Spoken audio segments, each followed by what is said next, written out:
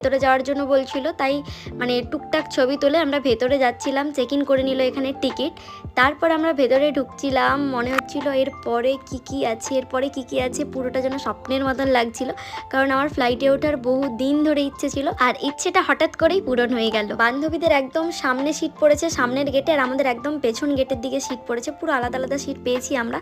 তারপরে এই যে মা ভিডিও কল করেছিল, মারাও যাচ্ছিল উত্তরাখণ্ড, ওরা ট্রেনের মধ্যে ছিল। ফ্লাইট জার্নির ব্যাপারে এয়ার হোস্টেস আমাদেরকে সবটাই বুঝিয়ে দিল। আর এই যে জানালার ধারে বসে আমি ঢংগুলো করছিলাম না, আমার কিন্তু একেবারে জানালার ধারে সিট পড়েনি। এই যে ওর পাশে যে দাদাটা বসে আছে, এই দাদাটা তার সিট আমাকে ছেড়ে দেয়। দমদম থেকে ফ্লাইটটা ছাড়ে 9:30টার সময়।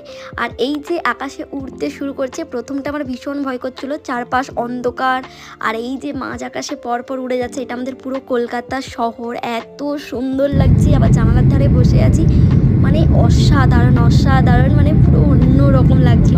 সবাই ঘুমোচ্ছে দেখে আমিও ঘুমিয়ে পড়েছিলাম। আমি যখন ঘুম থেকে উঠি তখন দেখছি আমরা দিল্লিতে ল্যান্ড করে গেছি। তখন বাজে 11:50।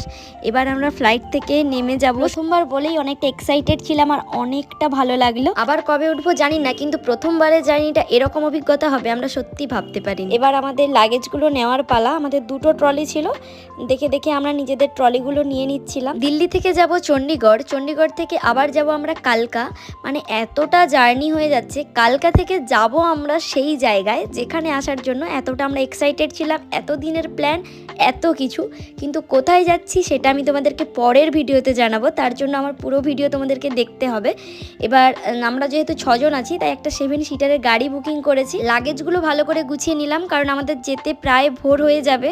কারণ আমরা আছি এখন 12টার সময় দিল্লিতে। দিল্লিটা দারুণ জায়গা, মানে সুন্দর এয়ারপোর্ট, অনেক বড় এয়ারপোর্ট। আমাদের ভীষণ ভালো লাগছিল, মনে হচ্ছে ওখানে পুরো রাতটা যেন থেকে যায়, কিন্তু তা তো হবে না, কারণ পরের দিন আমাদেরকে হোটেলে পৌঁছতে হবে। সেখান থেকে আমাদের ট্যুর জার্নিটা শুরু হবে। একটা গোটা দিন, একটা গোটা রাত আমরা কাটিয়ে ফেললাম, ঠিকঠাক কারোর ঘুম নেই, খাওয়া নেই। এই যে এবার নেমে যাব আমরা, প্রায় চণ্ডীগড় চলে এসেছি। কটা বাজে দেখো? 5:55। 5:55 মানে ও 6টা দেরি।